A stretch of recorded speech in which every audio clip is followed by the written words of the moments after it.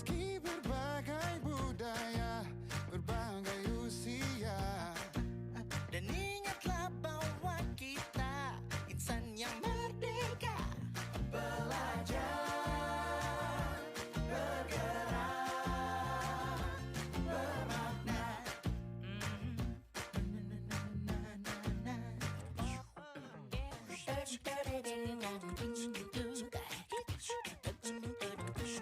Semua murid, semua guru, semua murid, semua guru, semua murid, semua guru, semua murid, semua guru, semua murid, semua guru, semua murid, semua guru, semua murid, semua guru, semua murid, semua guru, semua murid, semua guru, semua murid, semua guru.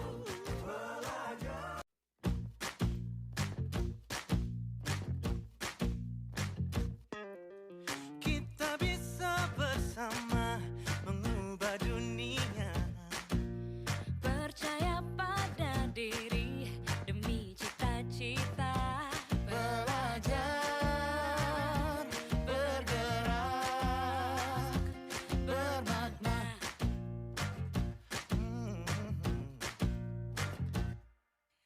Aku bisa belajar dari ilmumu. Oh, kamu bisa belajar dari yang ku tahu. Belajar, bergerak, bermakna. Yeah. Semua murid, semua guru, semua murid, semua guru, semua murid, semua guru, semua murid, semua guru, semua murid, semua guru, semua murid, semua guru.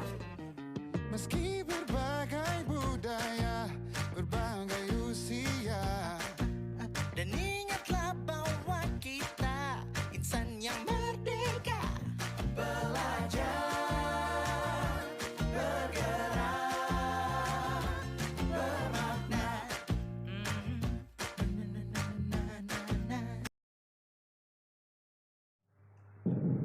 Assalamualaikum warahmatullahi wabarakatuh. Selamat siang Bapak Ibu yang beragama Islam. Salam sejahtera buat kita semua. Yang saya hormati Bapak Wakil Kepala Sekolah, yang saya hormati rekan-rekan guru di SMP Negeri Penawar Haji bertata tata usaha. Di sini saya akan mencoba menyampaikan tugas dari Kemendikbud tentang guru penggerak, yaitu aksi nyata penerapan budaya positif yang akan kita terapkan di SMP Negeri Penawar Haji. Tapi sebelumnya saya akan mencoba perkenalkan diri dulu, Bapak Ibu. Ya, bisa dilihat.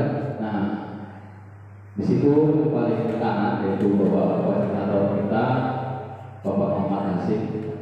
Kemudian saya sendiri dan pengajar praktek Ibu Eka Puspa. Tapi sebelum kita masuk ke semuanya,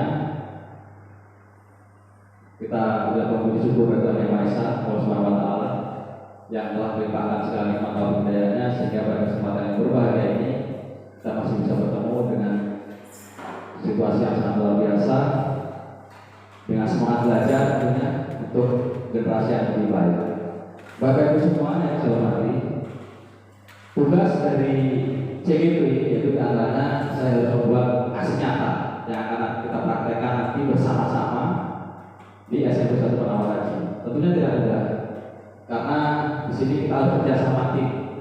Semuanya harus tergerak. Jadi bukan hanya guru penggeraknya, tapi dari kepala sekolah, dari wakil, dari rekan-rekan sejawat, kemudian dari warga sekolah tentunya, yang semuanya akan bertanggung jawab untuk melaksanakan kegiatan ini. Baiklah, Bapak Ibu, kita lanjutkan kembali di slide yang berikutnya. Ini ada materi yang akan saya sampaikan, sekitar 8 materi. Yang pertama adalah filosofi pendidikan Ki Hajar Dewantara. Yang kedua perubahan paradigma. Yang ketiga disiplin positif. Dan yang keempat motivasi perilaku manusia, dan yang kelima kebutuhan dasar, dan yang posisi kontrol, dan ketujuh keyakinan kelas, dan kedelapan adalah segitiga restitusi. Kira-kira Bapak Ibu sudah pernah nulis materi itu belum?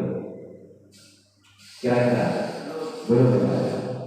Jadi sama Bapak Ibu, sama ini baru saya juga dapat materi dari CDP di modul 1.4. Mari kita kupas satu persatu materi ini. Nah, ini dia. Yang pertama adalah filosofi pendidikan menurut Ki Hajar Dewantara. Menurut Ki Hajar Dewantara, pendidikan merupakan tempat persemaian benih-benih kebudayaan dalam masyarakat. Yang kedua, Ki Hajar Dewantara memiliki keyakinan bahwa untuk menciptakan manusia Indonesia yang beradab, maka pendidikan menjadi salah satu kunci utama untuk mencapainya. Jadi menurut Ki Hajar Dewantara, yaitu Bapak Pendidikan kita, kunci utama adalah pendidikan. Makanya kita tepat di sini sebagai seorang pendidik untuk menuntut anak-anak kita menjadi lebih baik dari di dunia pendidikan. Yang berikutnya Bapak Ibu, nah ini dia intisari pemikiran Ki Hajar Dewantara. Pengajaran merupakan pendidikan dengan cara memberi ilmu atau manfaat bagi murid secara lahir dan batin.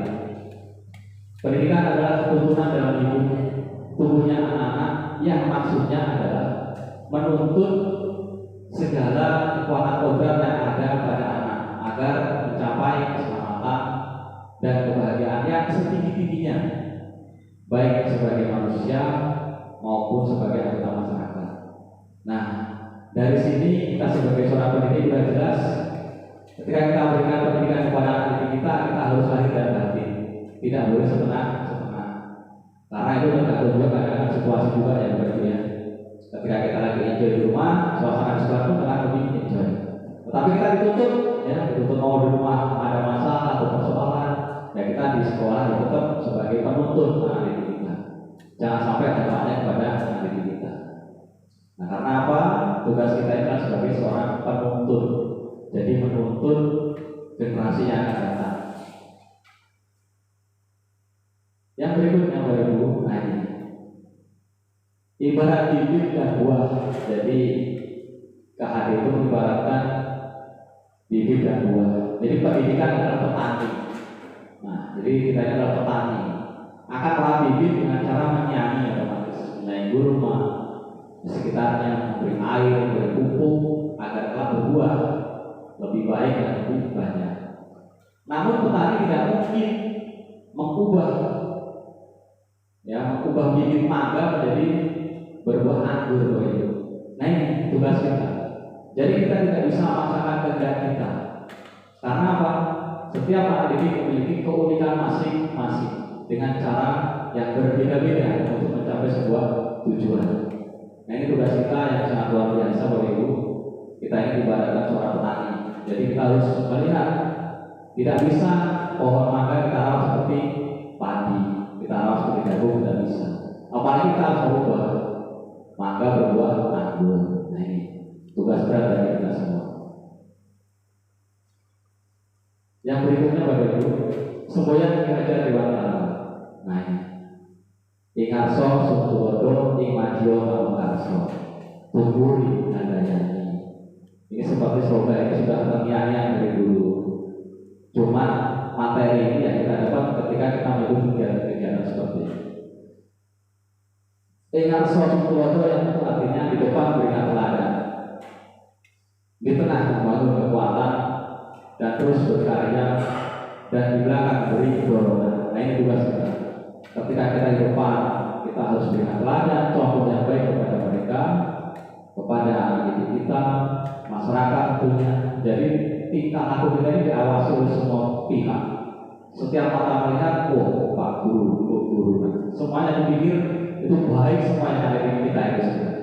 Tapi itu tugas kita. Dan kita ketika di tengah, kita bawa kekuatan untuk berkarya. Nah kita harus mendorong mereka. Di bidang apa mereka hobinya? Cinta apa mereka dengan pendidikan itu? Kemudian apa yang terakhir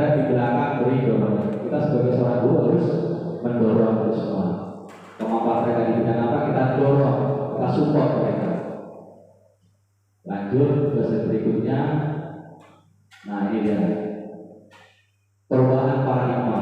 Nah ini menurut Stefan R. Covey, prinsip Centered Leadership tahun 1991, ini mengatakan bahwa bila kita ingin membuat kemajuan perlahan, sedikit-sedikit ubahlah sikap atau perilaku Anda.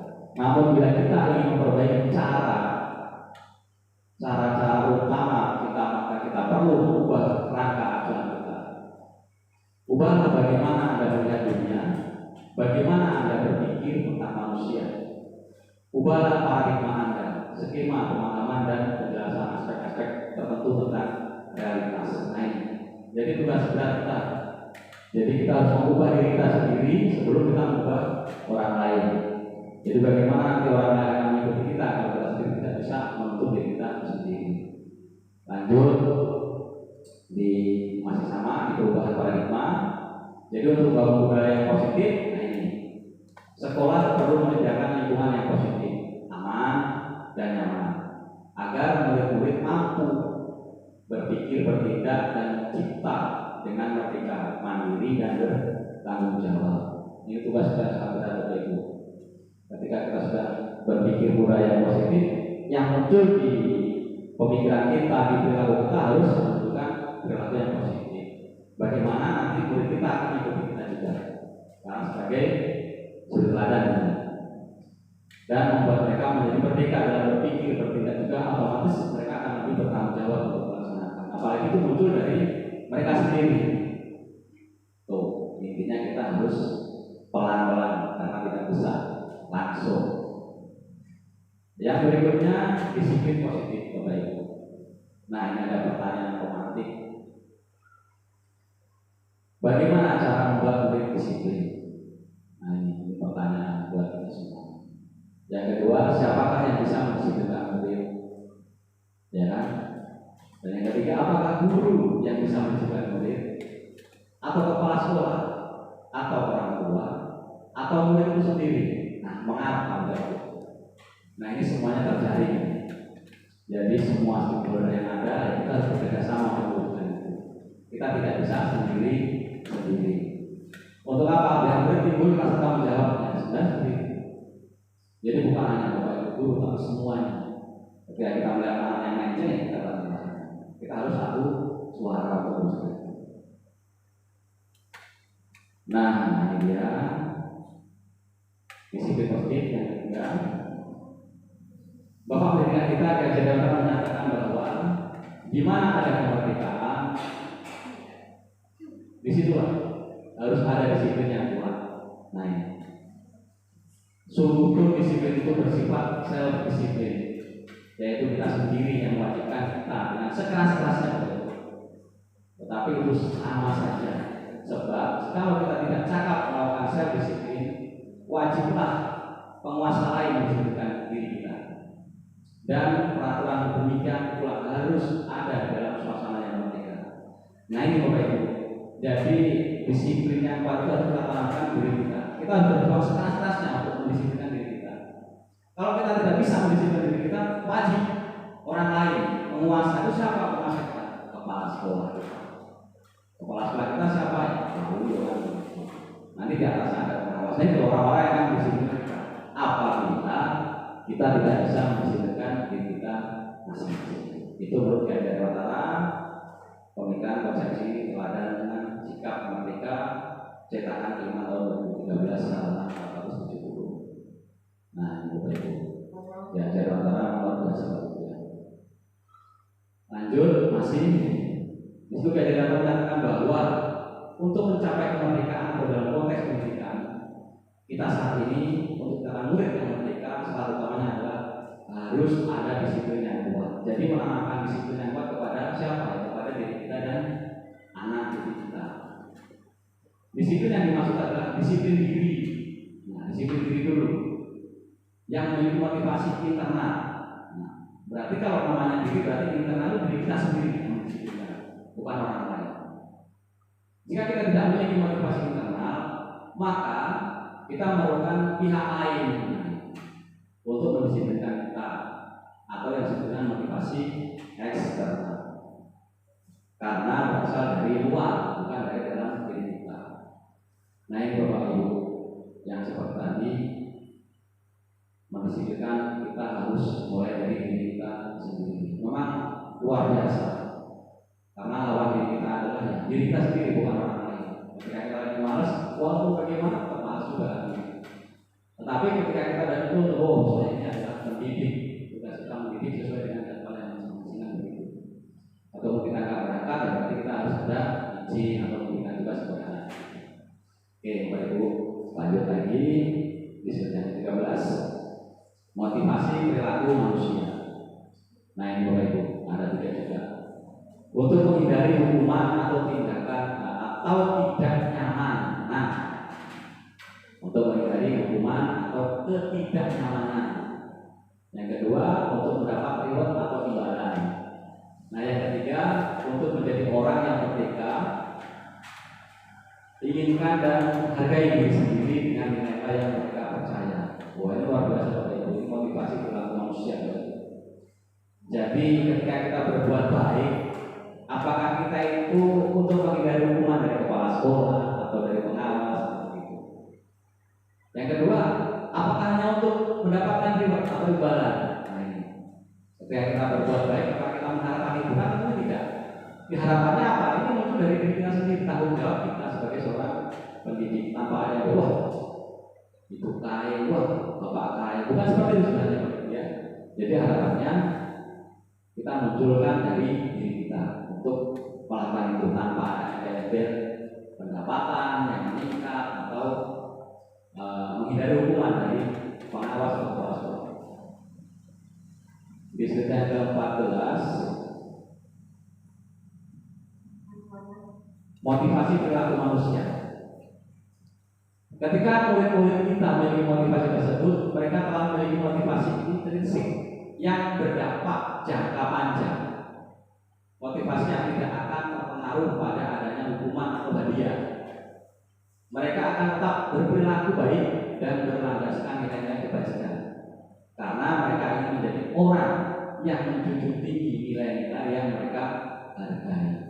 Nah ini harapan kita, mereka itu memunculkan tanggung jawab motivasi itu dari dirinya sendiri tanpa ada tekanan dari bapak ibu guru atau peraturan yang ada di sekolah kita. Itu harapannya seperti itu. Jadi nanti anak yang lulus dari sini harapannya yang memiliki rasa motivasi dari intrinsik atau dari diri kita, diri dia sendiri. Yang berikutnya bapak ibu, kebutuhan dasar. Nah ini kebutuhan dasar manusia bapak ibu. Seluruh tindakan manusia memiliki tujuan tertentu. Semua yang kita lakukan adalah usaha terbaik kita untuk mendapatkan apa yang kita inginkan. Ketika kita mendapatkan apa yang kita inginkan, sebetulnya saat itu kita sedang memenuhi satu atau lebih dari satu kebutuhan dasar kita. Nah, di antaranya itu kebutuhan dasar manusia itu kebutuhan untuk bertahan hidup. Ya, survival. Jadi tujuan utama kita adalah untuk bertahan hidup. Yang kedua, cinta dan kasih sayang, belonging ya. Dan yang ketiga, kebebasan, freedom. Dan yang keempat, kesenangan, fun. Dan yang kelima, kekuasaan untuk Allah. Nah ini, ketika kita bisa mewujudkan salah satu dari kelima item ini berarti kita sudah ada kepuasan tersendiri. Apakah kita karena cinta kasih sayang, kebebasan kita berekspresi, kesenangan kita hobi di mana, seperti itu. Kekuasaan, kita berkuasa di bidang apa? Otomatis setiap manusia memiliki kemampuan dan perannya masing-masing yang harus kita gali potensi diri kita masing-masing. Yang berikutnya Bapak Ibu. Nah ini kebutuhan dasar, ada contoh kasus Bapak Ibu. Tidak seorang anak kelas 3 SD begitu tiba di rumah pulang dari sekolah, dia menangis, mengadu pada ibunya bahwa dia dibenci pada ibunya atau gurunya. Menurut Anda, kebutuhan apa yang berusaha dipenuhi oleh Dinda jika jawabannya seperti ini? Ibu guru bilang, aku tidak boleh bersenandung sewaktu mengerjakan tugas. Katanya kelas harus tenang, tidak ada suara, kan nggak seru jadinya. Nah, dari keempat yang bawah ini Bapak Ibu, kira-kira si Dinda ini mau memenuhi kebutuhan dasar yang mana? Kesenangankah, penguasaankah, kebebasankah, atau cinta dan kasih sayang?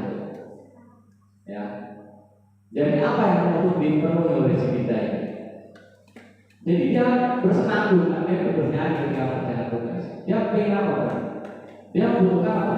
Kebebasan Bapak Ibu. Dia ingin berekspresi sesuai kemampuan dia ketika berjalan tugas. Tetapi dimarah sama gurunya, tetangga. Jadi seperti itu contoh yang pertama. Contoh yang kedua, ada kisah tahun ini Dimas kena 17 tahun lebih. Dia senang sekali ketika ayahnya mulai mengajarkan cara menyetir mobil. Setiap akhir pekan dia berlatih menyetir. Dia terlihat senang. Dia terlihat senang sekali berlatih sampai akhirnya dia bisa menyetir mobil dengan baik dan lancar. Ketika ibunya bertanya pada Dimas, apa yang membuat dia ingin bisa menyetir mobil? Nah, ketika dia jawab, Dimas adalah seperti ini. Kebutuhan apa yang ingin dia penuhi berarti? Di sini ada bahasa menyetir mobil itu seru. Nah, dia akan mencoba memenuhi kebutuhan yang mana? Cinta kasih, sayang, kebebasan, kesenangan atau penguasaan. Ya, kesenangan ya, kesenang dia ketika sudah bisa menguasai mobil tersebut, ketika dia sudah menyetir mobil tersebut. Nah, ini kebutuhan dasar manusia. Nah, yang berikutnya ini ada posisi kontrol. Nah, ini saya yakin kita semua mengalami ini. Ada 5 posisi kontrol. Yang pertama menghukum, yang kedua membuat orang merasa bersalah. Yang ketiga teman, dan yang keempat pemantau, dan yang kelima manajer. Nah, ini saya yakin kita semua ketika nanti saya kupas, Bapak oh iya, aku selama ini ternyata ini, gitu. Nah, kita coba apa itu? Nah, ada contoh kasus apa itu ya? Aldi yang terlambat hadir di sekolah. Nah, ini sifat penghukum apa itu ya yang pertama. Nada suara tinggi. Nah, kita ini biasanya populer nada kita tinggi gitu ya. Bahasa tubuh, mata melotot dan jari menunjuk. Nah, begini. Nah, ini ya ketika baru terjadi. Ini bukan saya, tapi kayaknya semua yang pernah. Kemudian terlambat lagi, pasti terlambat lagi. Selalu datang terlambat. Kapan bisa datang tepat waktu? Nah, tanyakan kepada diri Anda, bagaimana perasaan murid bila guru berbicara seperti itu pada saat muridnya datang terlambat? Nah, ini akibat ketika kita menegur seperti ini. Kemungkinan murid akan marah, dalam hati dan mendendam atau bersifat agresif.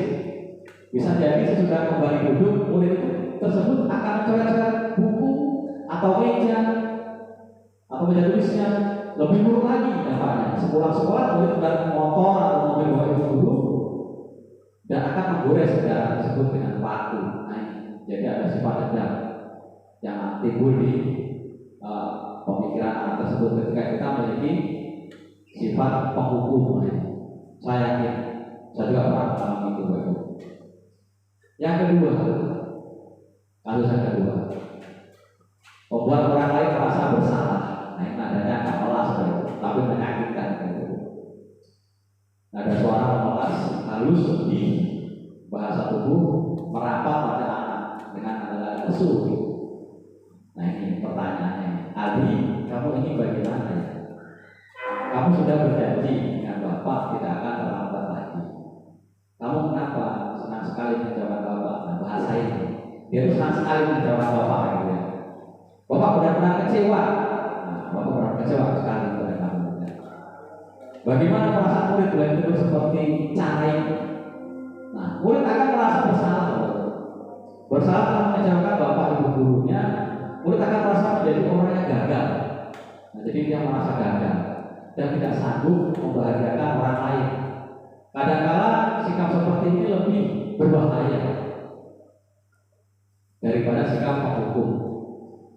emosi akan tertahan, tertanam dalam di dalam murid menahan perasaan tadi. Tidak seperti murid dengan guru yang hukum, di mana murid bisa melupakan amarahnya walaupun dengan cara negatif. Murid tertekan seperti inilah yang tiba-tiba bisa meletus amarahnya dan bisa menyakiti diri sendiri ataupun orang lainnya. Ini perbedaan kasus itu ya. Yang dengan cara menghukum, yang kedua dengan membuat orang lain merasa bersalah. Ini cara-cara kita untuk menegur murid baru dua ya. Nah yang ketiga baru, nah kita ibaratnya seperti teman. Nada suara ramah, akrab, bercanda, bahasa tubuh merapat pada murid, mata senyum cenaka, guyon dalam istilahnya. Ali, ayolah, bagaimana sih kamu? Kemarin kamu sudah jadi ke bapak, bukan? Kenapa terlambat lagi? Sambil guyon-guyon. Kemudian ya sudah, tidak apa-apa. Buru-buru nanti bapak guru bantu kamu ini. Nah sambil ketawa lagi ya, senyum-senyum. Jadi nggak ada bahasa yang menyakitkan, jadi ada senyum-senyum guyon aja. Saya yakin bapak pernah mengalami atau menegur anak ini. Biasanya kita menegur juga pikir-pikir juga si B atau anak ini biasa begini begitu. Biasanya kita pilih-pilih nggak bisa sama biasanya. Nah bagaimana perasaan murid dengan sikap guru seperti ini? Nah, akibatnya murid akan merasa senang dan akrab dengan guru. Ini termasuk dampak yang positif, hanya saja di sisi negatif murid menjadi tergantung pada guru tersebut baik. Jadi anak itu akan tergantung, oh ibu baik biasanya ini gitu kan. Nah gitu. Bila ada masalah dia merasa bisa mengandalkan guru tersebut baik. Karena sudah menganggap seperti teman kawan sendiri, karena kalau akrab begitu. Nah karena bisa bantu dia. Akibatnya dari posisi teman adalah Ali hanya akan berbuat sesuatu bila yang menyuruh guru tersebut baik.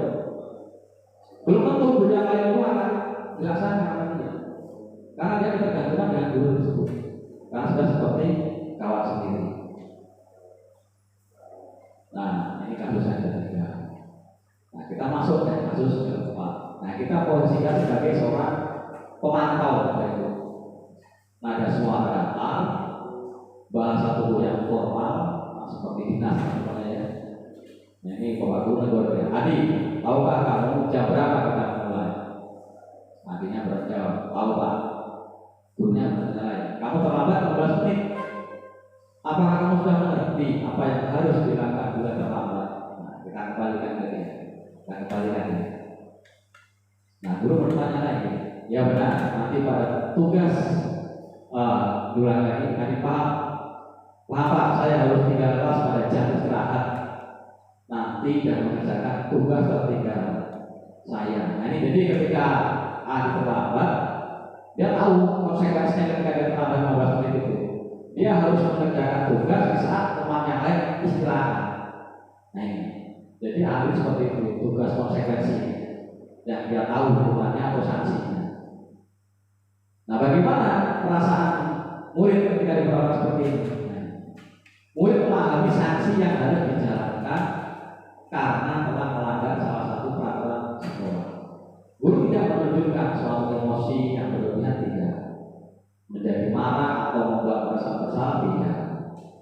Murid tetap dibuat tidak nyaman, yaitu dengan harus tinggal di kelas yang lain istirahat. Dia harus mengerjakan tugas yang harus dimonitor oleh guru tersebut.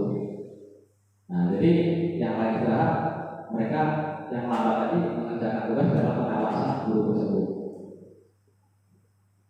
Karena murid tidak bisa tinggal sendiri dalam kelas itu. Nah, yang terakhir Bapak Ibu, ini kasus ketika memposisikan diri kita sebagai seorang manajer. Nah, ada suara lurus, bahasa tubuh tidak kaku, mendekat ke murid. Pertanyaannya kepada kita yang sebagai seorang guru, Adi, apakah kamu mengetahui jam berapa sekolah dimulai? Tahu jam 7. Nah gurunya, ya, jadi kamu terlambat. Kira-kira bagaimana kamu akan perbaiki masalah ini? Kembalikan lagi mereka. Dia tahu, kembalikan. Saya bisa menanyakan teman saya Pak untuk mengerjakan tugas seperti ini. Nah, baik, kata gurunya. itu bisa dilakukan. Apakah besok akan ada masalah untuk kamu agar bisa hadir tepat waktu di sekolah? Ditanyakan kembali, ada masalah nggak kadang-kadang ketika dia telat atau di rumah ada masalah atau tidak? Hadir, tidak Pak, saya bisa hadir tepat waktu. Baik, saya hargai usaha untuk perbaiki diri. Nah, jadi dikembalikan lagi, tapi dia ada solusi. Nah, dia membuat solusi sendiri agar apa tidak terlambat lagi. Dia akan mengatur dirinya sendiri saat itu. Jadi ketika posisi manajer seperti itu. Nah, akibatnya bagaimana? Pada posisi manajer, maka suara guru sebaiknya tulus, tidak perlu marah-marah, tidak perlu meninggikan suara itu, santai, datar. Apalagi menunjuk-nunjuk nanti kamu mencari guru berkaca pinggang atau bersikap seolah-olah menyesal tanpa sedih sekali akan membuat pengguna guru menempatkan diri sebagai teman. Fokus adalah pada mereka, kita untuk membaca guru ataupun orang lain. Oke, Bapak Ibu. Kira-kira Bapak Ibu sudah di posisi mana? Pak Iwan.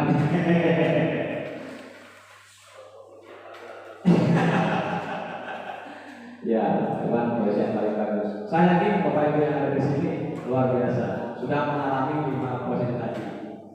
Ada penghukum, ya kita pernah mengalami itu.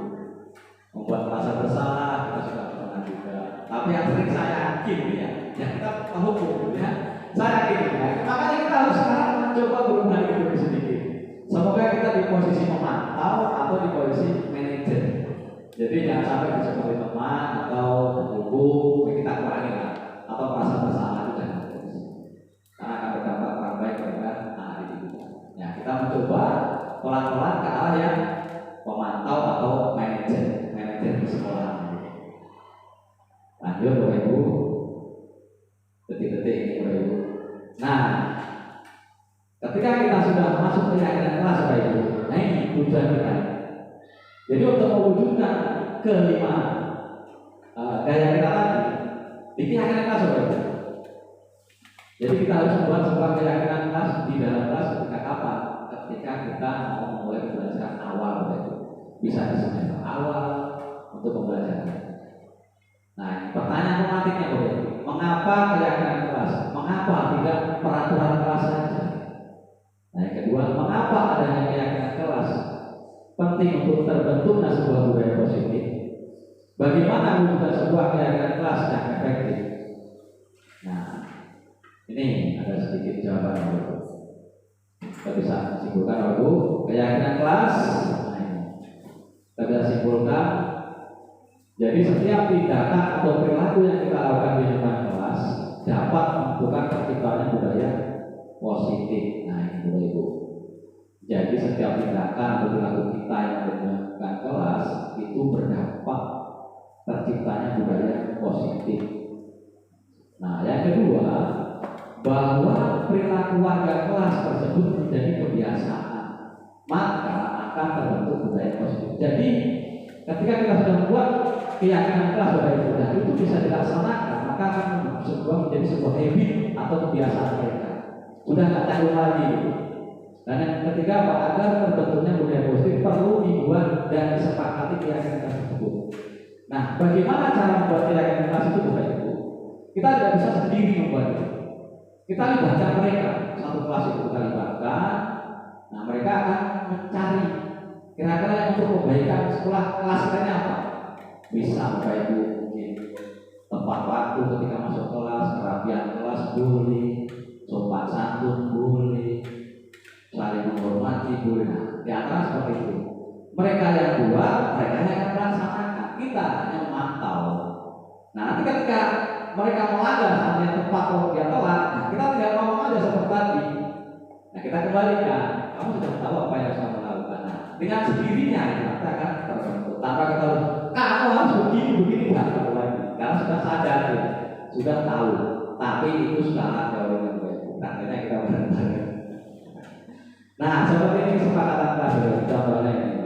Yang berdua sebelum dan sudah belajar menyanyikan lagu-lagu nasional ini. Jadi yang pertama ini kita pasti bisa apalagi jam-jam pertama kalau itu. Nah, kita bisa lakukan itu. Ya berdoa itu bisa membuka agama, ya dengan masing-masing itu bisa dimiliki oleh kawannya. Dan menyanyikan lagu-lagu nasional itu kita pilih aja lagu-lagu yang mereka hafal gitu. Untuk apa? Mereka rasa kebangsaan. Yang kedua, saling menghormati kepada siapapun. Kepada siapapun boleh. Kepada kawan, kepada guru, kepada orang tua atau anak sekolah. Syukur-syukur itu akan berdampak ketika mereka nanti di luar lingkungan sekolah. Ini harapannya seperti itu. Yang ketiga, menjaga kebersihan diri, kelas dan lingkungan. Nah, saya yakin Bapak Ibu ketika masuk kelas, ketika masuk di kelas 8, ya biasanya, apalagi kalau habis olahraga ya, semerbak harum badan. Nah, biasanya, apalagi kalau mereka tidak memiliki pengharum dalam diri mereka. Karena di masa-masa kelas itulah mereka itu sebenarnya sebuah peralihan masa itu. Keringat-keringat yang kotor itu akan keluar, harumnya luar biasa. Nah ini, jadi harapannya ketika nanti mereka sudah mengerti kebersihan dirinya, kebersihan kelas dan lingkungan. Dan yang keempat adalah saling mengingatkan, mendukung dan memantau. Nah, saling mengingatkan siapa? Bapak Ibu? Ya kita kalau ada anak yang merasa tidak pernah buat sekarang, kan dia mengingatkan, kamu itu kurang bagus, kamu kurang bersih, ya kan? Kamu harusnya mikir kok, pikir. Nah, kita saling mengingatkan. Ya, bentar lagi dulu ya. Nah, yang berikutnya, nah ini Bapak Ibu, segitiga restitusi. Tinggal 2 strategi bentar lagi selesai. Restitusi merupakan sebuah cara menanamkan disiplin positif pada murid. Restitusi adalah proses menciptakan kondisi bagi murid untuk memperbaiki kesalahan mereka, sehingga mereka bisa kembali pada kelompok mereka dengan karakter yang lebih kuat. Ini menurut Joseph tahun 2004. Restitusi juga adalah proses kolaboratif yang mengajarkan murid untuk mencari solusi masalah dan membantu murid berpikir tentang orang seperti apa mereka inginkan dan bagaimana mereka harus memperlakukan orang lain. Ini menurut Charles Joseph tahun 1996. Nah ini dari sini Bapak Ibu, segitiga restitusi ini luar biasa Bapak Ibu. Jadi kita kembalikan ke mereka, kita dorong mereka untuk mencari solusi sendiri tanpa kita harus menghargai dan sebagainya. Ini membantu kita apa? Agar mereka lebih berpikir lebih baik lagi. Untuk siapa? Ya untuk dirinya dan orang lain. Nah ini harapannya apa? Agar karakter mereka muncul yang baik. Nah ini yang berikutnya. Nah ini ada langkahnya Bapak Ibu. Jadi ada stabilkan identitas, stabilitas identitas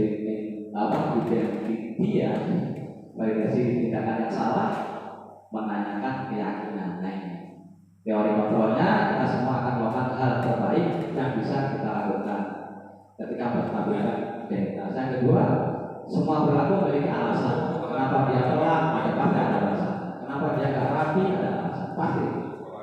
Dan pasti mereka akan ada solusinya. Nah, yang terakhir adalah kita semua memiliki motivasi internal. Nah, jadi ini kita sendiri. Nah ini yang dimaksud dengan segitiga restitusi itu. Nah, gambarannya segitiga. Yang pertama, kamu tentu punya alasan kenapa melakukan itu. Kenapa kamu melakukan kok kamu telat? Kenapa kamu kok nyalai kancani dan sebagainya. Kita tanyakan, ini mau validasi tindakan yang salah. Kita lihat ke tindakan yang salah. Kita validasi dulu. Adakah cara yang lebih efektif untuk mendapatkan apa yang kamu butuhkan? Kita gali ke mereka. Caranya gimana yang lebih efektif? Kita tanyakan. Kita yakinkan bahwa identitas itu. Dan yang kedua adalah stabilkan identitas. Kita stabilkan identitas mereka dengan apa? Setiap orang pasti pernah melakukan kesalahan. Kita kembali. Nah, yang pernah salah itu bukan hanya kamu saja. Bapak yang akan pernah salah. Gitu. Jadi apa? Agar mereka tidak salah sendiri mereka. Ada yang lain yang salah. Pernah melakukan kesalahan itu. Karena kita apa? Sebagai manusia biasa pasti pernah melakukan kesalahan. Nah, kita gali. Kita stabilkan identitas mereka. Nah, lanjutnya adalah kamu bukan satu-satunya yang pernah melakukan kesalahan ini. Nah, berarti kan masih ada yang lainnya. Jadi bukan dia sendiri. Dan yang terakhir apa? menanyakan keyakinan, keyakinan kelas apa yang telah kita sepakati. Inilah yang harus kita buat terlebih dahulu. Kita buat kesepakatan kelas agar kita bisa melakukan apa? Menanyakan keyakinan yang sudah kita buat di kelas. Kamu ingin menjadi orang yang seperti apa? Kita tanyakan. Cita-cita kamu apa sih, nak? Saya pengen jadi seorang polisi, Pak. Saya pengen jadi seorang guru. Kita kembali ke mereka. Nah, kalau kamu ingin jadi polisi, ingin jadi guru, kamu harus disiplin. Nah, seperti itu contoh minimal seperti itu. Nah, jadi kita kembalikan ke mereka. Semuanya kita kembalikan ke mereka. Nah, yang terakhir, nah, yang terakhir Bapak Ibu, yang terakhir Ibu. Nah, terima kasih Bapak Ibu. Salam dan bahagia. Nah, ini ada sedikit cerita Bapak Ibu. Harapannya dengan saya melakukan kegiatan ini, mari kita bersama-sama Bapak Ibu, kita wujudkan budaya positif ini ke sekolah kita yang kita cintai ini dengan segala kelebihannya. Kita nggak usah mencari-cari kekurangannya, kita gali kelebihan sekolah ini, kita buka yang terbaik Bapak Ibu. Jangan kita selalu mencari kekurangan, mari kita cari yang positif, kita angkat itu yang kita bina. Nah itu Bapak Ibu, kalau seandainya ada pertanyaan silakan bertanya atau ingin menanggapi saran kritiknya, saya terima dengan lapang dada. Semoga apa yang saya lakukan nanti dan Bapak Ibu nanti bisa menambah pengetahuan kita bersama tanpa apa? Tanpa membandingkan satu dengan yang lain. Karena apa? Tujuan kita sebagai seorang guru kami hanya ingin lebih baik untuk anak didik kita. Monggo Bapak Ibu. Yang pertama Bapak. Iya. Nah, jadi ini kasih katanya. Pak Iwan mau menanggapi atau bagaimana? Terima kasih kepada Bapak. Ya Pak.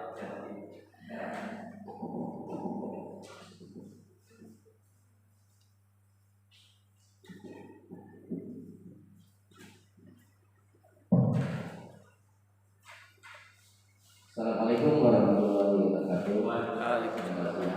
Kita semua. Terima kasih apa yang disampaikan oleh Bapak Sumaryono tentang materi yang disampaikan, yaitu hasil nyata penerapan budaya positif.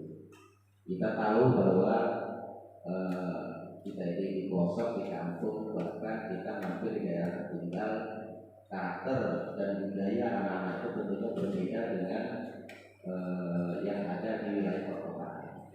Tentunya dalam hal ini saya berterima kasih sekali apa yang disampaikan Bapak Sumaryono.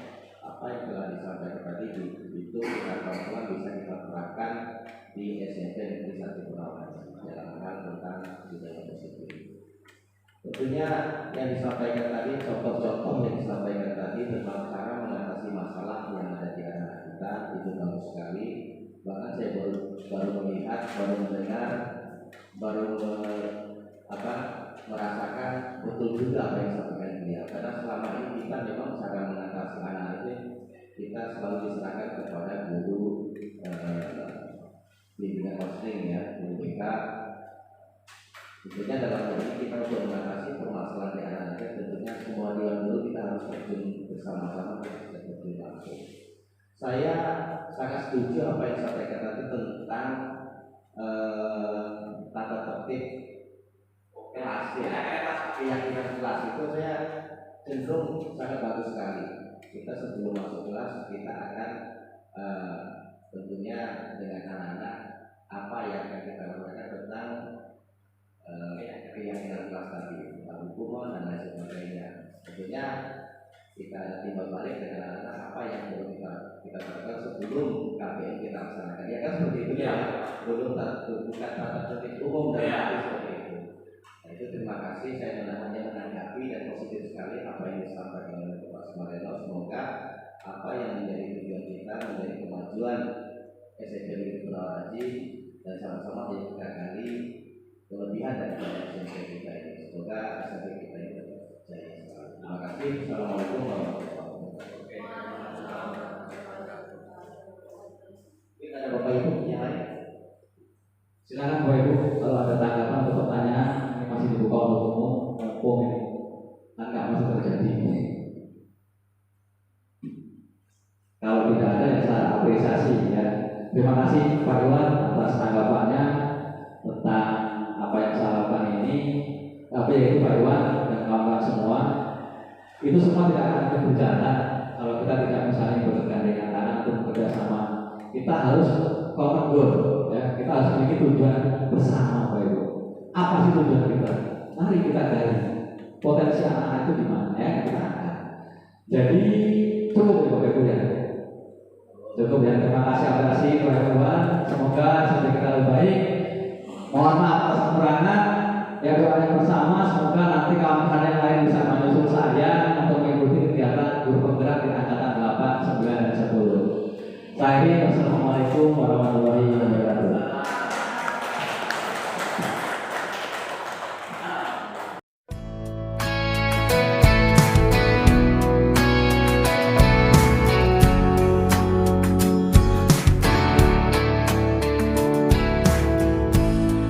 Letting loose, is that your head down? Yeah, you're in the mood. Oh, to come unwound. There's something in the air, something different about that smile you're wearing, girl. Yeah, what is it? When I think I know what's going on behind them brown eyes, you're going through that little something, girl, that takes me by surprise. Baby, I ain't never seen this side of you before. I think I like it, and I'd like to see you a whole lot more. Dangling your toes over the edge of out of control. Baby, I ain't never seen this side of you before.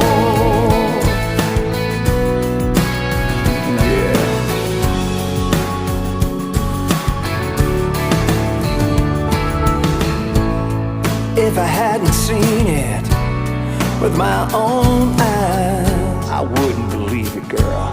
I can't believe that you were mine. A little reckless at the right time. Your inhibitions, you set them all aside. I could get used to you taking my breath away, as long as you got more than secrets coming my way. Baby, I ain't never seen this side of you before. I think I like it, and I'd like to see you a whole lot more. Dangling your toes.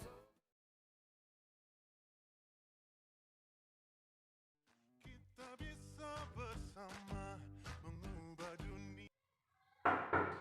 Oke, silakan masuk. Silakan duduk.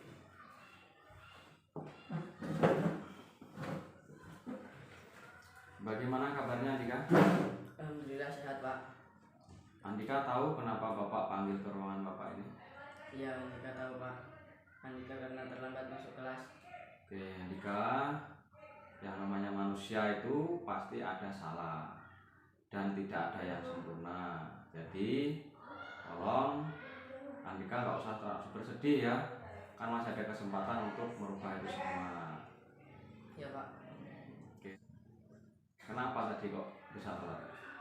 Karena saya bermain game terlalu lama Pak. Oh, jadi itu adalah alasan Andika kenapa Andika datangnya telat ya? Iya Pak. Oh, alasannya berarti kamu main game larut malam. Iya. Jadi bangunnya kesiangan. Apa orang tuanya nggak membangunkan gitu kan? Bangunkan Pak. Oh, iya. Tapi saya yakin selain rumahmu jauh juga, ini juga musim hujan ya. Iya Pak.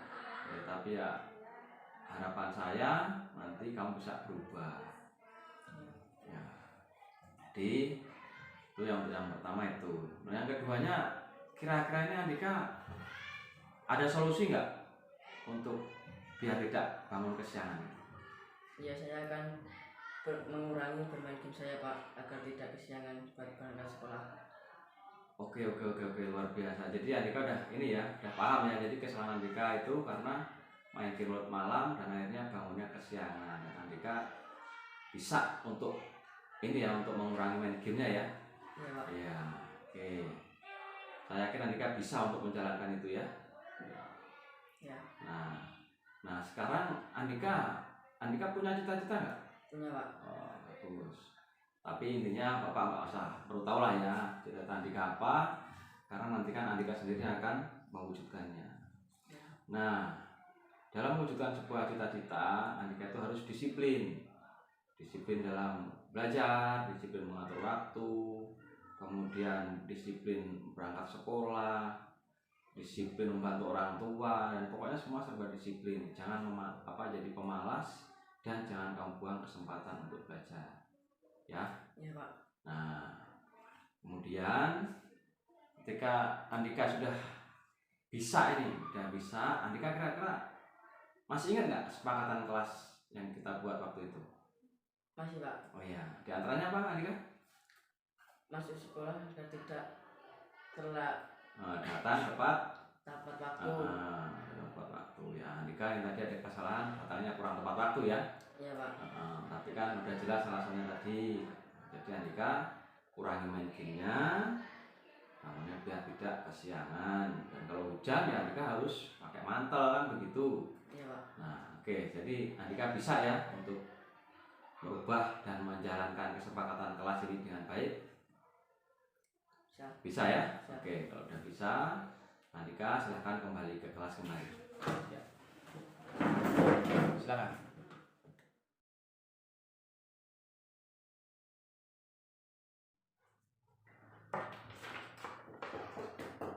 Oke, silakan masuk. Oh, Gloria. Silakan duduk dulu. Bagaimana kabarnya, Glo? Puji syukur, baik Pak. Oke, Gloria tahu kenapa Bapak panggil ke sini? Ya Pak, saya sudah tahu karena saya tidak memakai seragam olahraga. Oke, jadi Gloria nggak usah merasa sedih, nggak usah merasa bersalah, karena setiap manusia itu memiliki namanya kesalahan. Jadi harapan Bapak, tolong Gloria bisa mengerti itu. Ya Pak, saya minta maaf karena saya sudah mengecewakan Bapak. Padahal Bapak sudah membuat persiapan untuk pembelajaran dan memudahkan Gloria dan teman-teman untuk mengerti pembelajaran olahraga yang menyenangkan. Oke, tetapi Gloria pasti memiliki sebuah alasan kenapa Gloria itu tidak memakai seragam olahraga ketika di jam mata pelajaran Bapak. Iya Pak, karena saya tadi berangkatnya buru-buru karena bangunnya kesiangan. Oke, kesiangannya karena apa ya? Karena saya itu lagi kecanduan main game, jadi tidurnya larut malam terus. Oke, ya ampun. Jadi gini Glo, kalau bisa di masa remaja itu jangan kamu habiskan ya di kegiatan-kegiatan yang kurang bermanfaat lah buat kamu. Dan kira-kira ini Gloria ada nggak solusi supaya nanti tidak lupa lagi membawa kaos seragamnya? Saya akan berusaha Pak, dan saya akan mengurangi main game dan tidur dengan tepat waktu. Oke, jadi intinya Gloria solusinya adalah mengurangi main game, kemudian tidurnya tidak larut malam, sehingga besok pagi bisa bangunnya pagi dan tidak terburu-buru. Oke, jadi kira-kira ini Gloria ini sebenarnya memiliki cita-cita atau mimpi enggak sih? Iya Pak, saya punya. Oke, jadi Bapak nggak perlu tahu lah apa cita-cita dan mimpi kamu ya, karena itu kamu yang tahu dan kamu yang akan mewujudkan. Tetapi pesan Bapak untuk mewujudkan sebuah cita-cita itu Gloria harus disiplin, harus tepat waktu, banyak berdoa sesuai dengan agamanya masing-masing kan begitu. Jadi seperti itulah. Jadi kalau bisa Gloria itu lebih aktif dan mengurangi hal-hal yang negatif. Nah, masih ingat nggak waktu itu kita sudah membuat sebuah kesepakatan kelas, kalau nggak salah di jam mata pelajaran Bapak itu sepertinya kita sudah membuat ya kesepakatan kelas. Iya Pak, saya ingat itu diantaranya datang tepat waktu dan memakai seragam olahraga pada saat pembelajaran PJOK. Oh, terima kasih. Jadi Gloria masih ingat ya untuk kegiatan kelas. Jadi ketika kita tidak melaksanakan kegiatan kelas, otomatis kita mendapatkan sanksi atau teguran dari Bapak Ibu guru yang ada di sini. Dan saya yakin kok Gloria itu pasti bisa nanti mewujudkan keyakinan kelas yang kita sepakati. Oke ya, bisa ya Gloria, semangat ya. Semangat Oke, Pak. Ya, siap. terima kasih ya. Oke.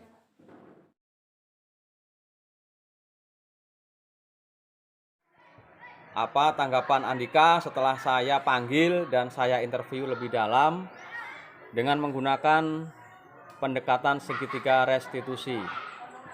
Pada awalnya saya merasa gugup, Pak. Tetapi setelah saya diinterview lebih dalam lagi, saya merasa lebih plong atau lega.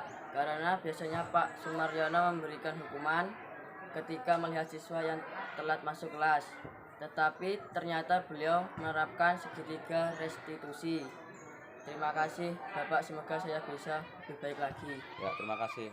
Baiklah Gloria, Bapak mau tanya, gimana tanggapan Gloria setelah saya panggil dan saya interview dengan metode pendekatan segitiga restitusi? Pada saat itu saya merasa ketakutan, tetapi Bapak Sumaryono menerapkan segitiga restitusi itu dan sehingga saya lebih plong dan lega. Padahal biasanya Pak Sumaryono itu memberikan hukuman kepada siswa yang tidak tepat waktu dan tidak memakai kaos olahraga pada jam olahraga. Dan saya menyadari kesalahan saya sendiri dan saya akan memperbaikinya. Terima kasih Bapak Sumaryono, semoga saya bisa menjadi yang lebih baik lagi. Perkenalkan, nama saya Nadine, kelas 7A. Semenjak Pak Nano ikut kegiatan guru penggerak, metode pembelajaran olahraga semakin menarik dan membuat kami senang dan semangat belajar. Sekian dari saya. Terima kasih. Nama saya Dio, kelas 7B. Menurut saya pembelajaran PJOK Pak Nano semakin menarik dan kreatif. Demikian dari saya.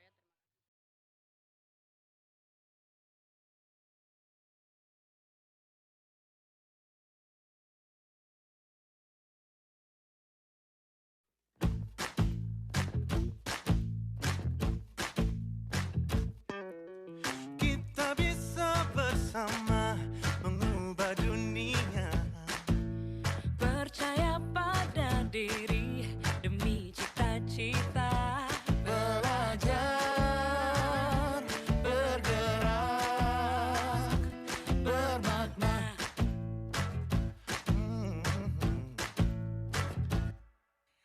Aku bisa belajar dari ilmumu. Oh, kamu bisa belajar dari yang ku tahu. Belajar, bergerak, bermakna. Yeah. Semua murid, semua guru, semua murid, semua guru, semua murid, semua guru, semua murid, semua guru, semua murid, semua guru, semua murid, semua guru. Meski berbagai budaya, berbagai usia, dan ingatlah bahwa kita insan yang berbeda. Belajar, bergerak, bermakna.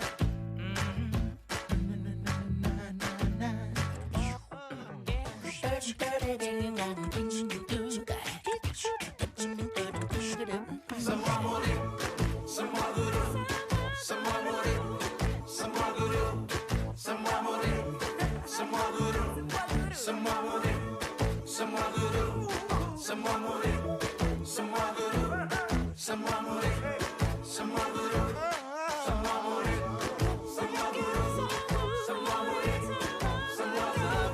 semua murid, semua guru, semua murid.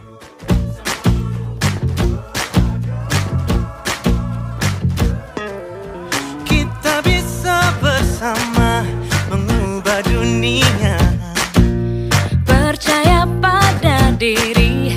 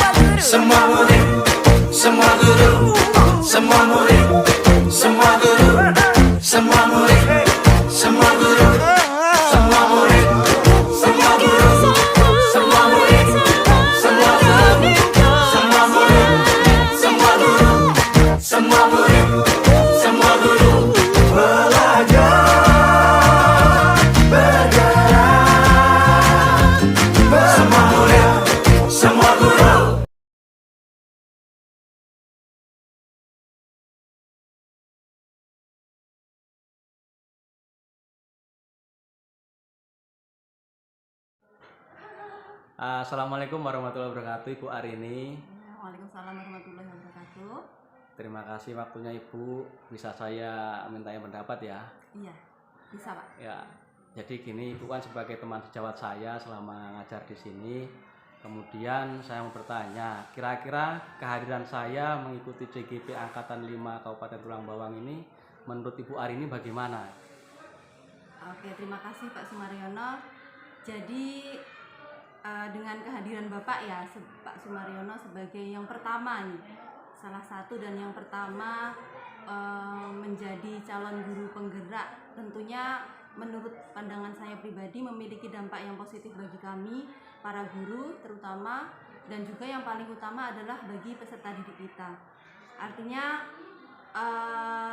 yang paling terlihat bagi saya tentunya beberapa bulan kebelakangan ini banyak sekali inovasi-inovasi yang sudah Pak Sumaryono terapkan di sekolah ini yang sangat yang berdampak baik bagi kami gitu. Jadi banyak program-program yang sudah Bapak lakukan di sini. Kemudian memang kan kita lihat ke belakang banyak sebelum tahun-tahun ini kita 2 tahun pandemi, jadi memang banyak sekali kegiatan yang vakum atau yang tidak kita laksanakan karena pandemi. Momentum ini sangat pas bagi saya, artinya ketika kita mau mulai bangkit, sangat kebetulan Pak Sumaryono mulai ikut atau mengikuti program CGP ini, jadi kayak gayung bersambut gitu. Ketika sekolah kita selama 2 tahun ini vakum, dengan kehadiran Pak Sumaryono sebagai calon guru penggerak membawa banyak sekali wawasan baru, kemudian ide-ide baru, ide-ide yang cemerlang bagi kami. Jadi itu adalah salah satu awalan bagi kami untuk bangkit, dan itu memberikan dampak yang baik. Yang paling saya ingat salah satu saja saya sebutkan, memang ada PR bagi kita bahwa di lingkungan kita ini banyak sekali sampah, memang sampah plastik terutama, dan Pak Sumaryono memiliki program yang saya sangat mendukung bahwa ingin sekolah ini bebas dari sampah. Dan artinya saya lihat mulai beberapa bulan terakhir ini sekolah kita sudah mulai menata diri, artinya sudah terlihat lebih rapi, lebih sedikit mengurangi sampah, terlihat enak dipandang. Jadi itu adalah salah satu kesuksesan program yang dapat Pak Sumaryono lakukan di sekolah ini, dan saya sangat mendukungnya, dan saya juga terima kasih kepada Pak Sumaryono karena telah memberikan program yang baik dan juga insya Allah bisa menginspirasi kita semua sebagai guru. Oke, terima kasih untuk jawaban yang pertama Ibu. Pertanyaan yang kedua ini Bu. Kemarin kan tanggal 9 baru pengimbasan Bu. Nah, kira-kira perasaan Ibu bagaimana ini saat melakukan pengimbasan kemarin itu? Oke, untuk pengimbasan kemarin Pak Sumaryono sudah melakukan, sudah menyampaikan banyak sekali informasi-informasi yang baru yang sebelumnya jujur belum pernah kita dengarkan. Ternyata ada begitu banyak metode dan juga cara-cara pengajaran baru yang lebih fresh dan lebih bisa mendalami karakter peserta didik yang selama ini belum kita terapkan. Jadi perasaan saya sangat termotivasi dengan adanya pencerahan yang telah dilakukan Pak Sumaryono dalam pengimbasan kemarin. Artinya saya sebagai guru menjadi terbuka pikirannya untuk melakukan hal-hal yang positif kepada anak-anak. Artinya selama ini banyak sekali kegiatan yang ternyata mungkin kita terlalu menggurui atau mungkin kita belum terlalu dekat dengan anak. Jadi seperti memberikan oase bagi kita bahwa oh iya, kita tuh sebagai guru harus seperti ini kepada anak. Jadi secara poinnya adalah sangat bermanfaat dan sangat memotivasi kita sebagai guru untuk bisa menjadi guru yang lebih baik bagi anak-anak. Oke. Itu saja, Pak. Untuk yang terakhir Ibu, kira-kira ke depan Ibu mau mengikuti kegiatan CGP angkatan 9, 10 dan seterusnya? Insya Allah, mudah-mudahan. Jadi semangat ya Bu ya. Insya Allah. Oke, terima kasih Bu Arini. Terima kasih. Assalamualaikum warahmatullahi wabarakatuh, Bapak Kepala Sekolah SMP Negeri 1 Penawaraji. Waalaikumsalam warahmatullahi wabarakatuh. Di sini saya akan meminta tanggapan Bapak kehadiran saya sebagai CGP di SMP Negeri 1 Penawaraji. Kira-kira menurut Bapak bagaimana selama ini? Oke, terima kasih. Alhamdulillah dengan kehadiran CGP ini, terutama itu Bapak Sumaryono, untuk dampak bagi SMP Negeri Penawaraji ini saya rasa sangat positif dampaknya. Itu dimana karena saya lihat semenjak ada CGP ini kebiasaan-kebiasaan itu sudah semakin membaik, meningkat lebih baik lagi dibandingkan dengan sebelum adanya CGP ini. Saya rasa seperti itu. Ya, baik, terima kasih Pak. Untuk pertanyaan yang kedua, kira-kira dengan saya melakukan pengimbasan kemarin pada tanggal 9 September tahun 2022 ini, kira-kira Bapak mensupport atau bagaimana dampak untuk kawan-kawan dan sekolahan SMP 1 Penawaraji ini? Ya, untuk program yang kemarin, program budaya positif itu juga dampaknya sangat positif, sangat baik, sangat bagus. Ya, karena dengan adanya sosialisasi kemarin itu yang jelas kebiasaan-kebiasaan yang tadinya kurang maksimal ini sudah semakin membaik. Saya rasa seperti itu. Oh, ya, terima kasih. Sekarang pertanyaan terakhir Bapak untuk yang ketiga. Kira-kira mensupport apa lagi yang akan diberikan Bapak kepala sekolah kepada CGP dan kawan-kawan yang belum mengikuti CGP? Untuk ini, tahap ini kan ada tahap ke 8, 9, 10 iya. Pak ya. Nah, untuk ini saya sangat mensupport pada guru-guru saya supaya mereka itu mau semangat dan mau melaksanakan mengikuti CGP untuk tahap 8, 9, dan 10. Ini saya sangat mensupport sekali dan sangat akan mendorong mereka. Terima kasih Pak atas waktunya. Oke. Assalamualaikum warahmatullahi wabarakatuh. Waalaikumsalam warahmatullahi wabarakatuh.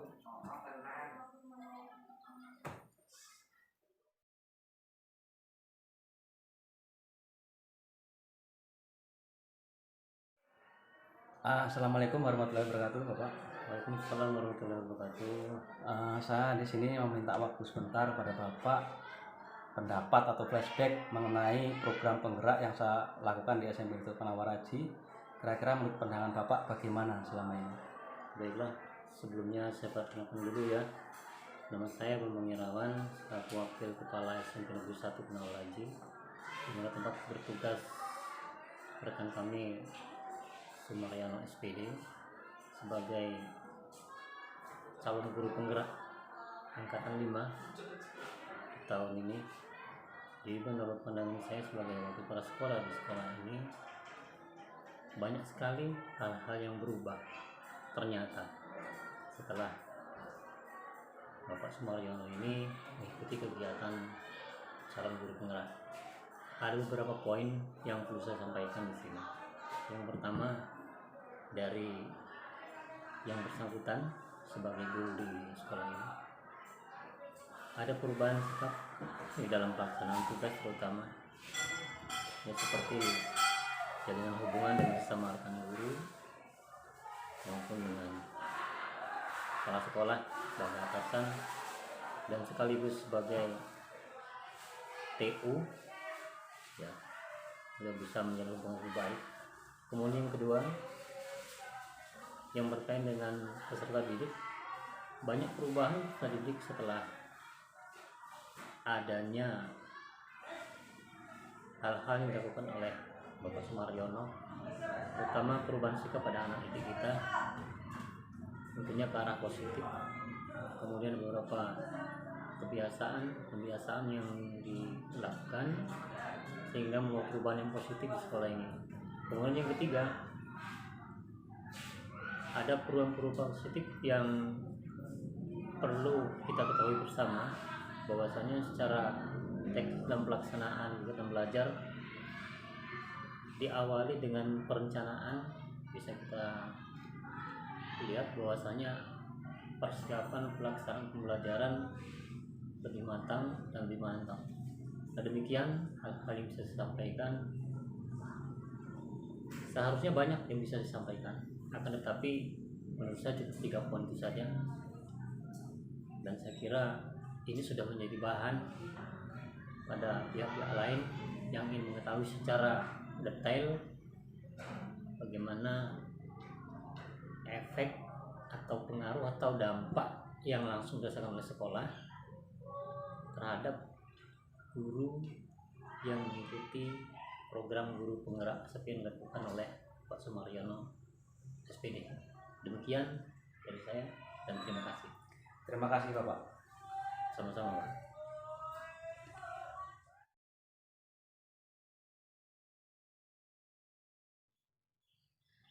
Perkenalkan, nama saya Siti Lestari. Saya di sini sebagai teman sejawat dari Bapak Sumaryono SPD.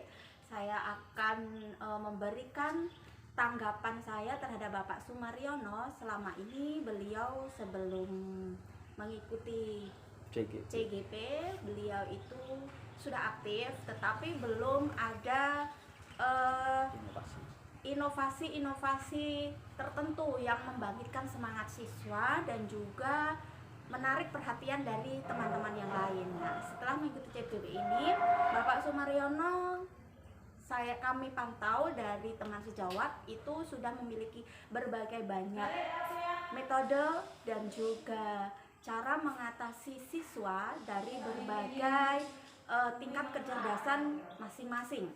Beliau juga mampu mengelompokkan dari tingkat kemampuan siswa dan mampu menggerakkan bagaimana siswa itu agar memiliki motivasi untuk lebih giat dalam belajar.